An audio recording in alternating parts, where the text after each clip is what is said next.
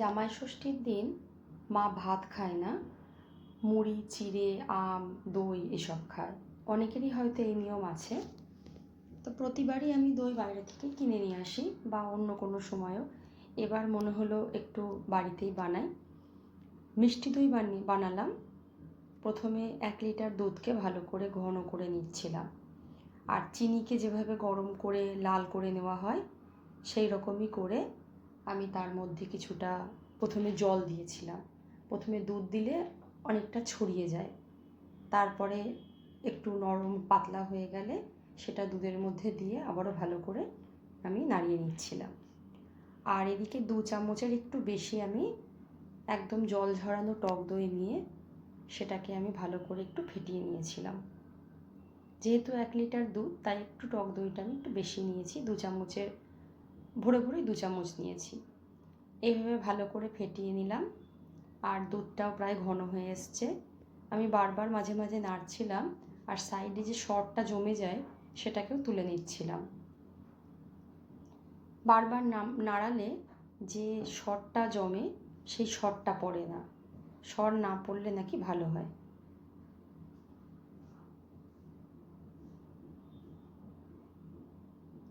দুধটা এরকম ঘন হয়ে গেলে এরপর আমি ঠান্ডা করতে দিয়েছিলাম।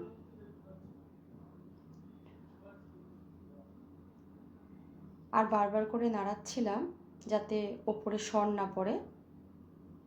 আমি এবার মাটির হাঁড়িতে দইটা পাতবো। প্রতিবার এমনি বাটিতেও পাতি যখন আমি টক দই বানাই। এবার মিষ্টি দই করছি তাই ভাবলাম মাটির হাঁড়িটাই করব। হাঁড়িটা ভালো করে ধুয়ে আমি শুকিয়ে নিয়েছিলাম। তারপর তার মধ্যে একটু টক দইকে চারদিকে লাগিয়ে নিয়েছিলাম। দুধটা ঠান্ডা করছিলাম।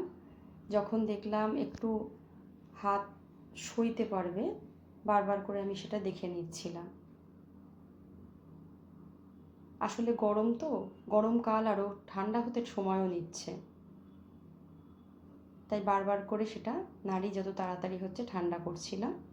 যখন দেখলাম যে ঠান্ডা হয়ে গেছে এবং আঙুলটাও সইতে পারবে সেরকম অবস্থায় ফেটানো দইটা দিয়ে ভালো করে আমি নাড়িয়ে নিলাম।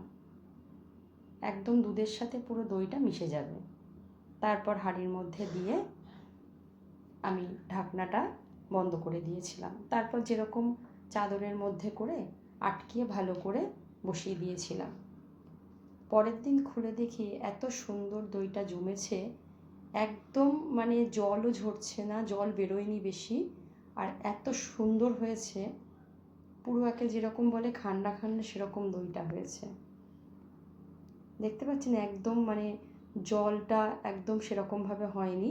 ও আর একটা জিনিস আমি বলতে ভুলে গিয়েছিলাম, দুধের মধ্যে আমি একটু মানে 5 টাকার যে গুঁড়ো দুধের প্যাকেট হয়, ওই 10 টাকার আমি গুঁড়ো দুধের প্যাকেট গুলিয়ে দিয়েছিলাম, তাতে দুধটা একটু ঘন হয় আর এতে টেস্টও ভালো হয়। দইটা খুব সুন্দর হয়েছিল আর এত সুন্দর জমেছিল, আর জলও খুব কম বেরিয়েছিল।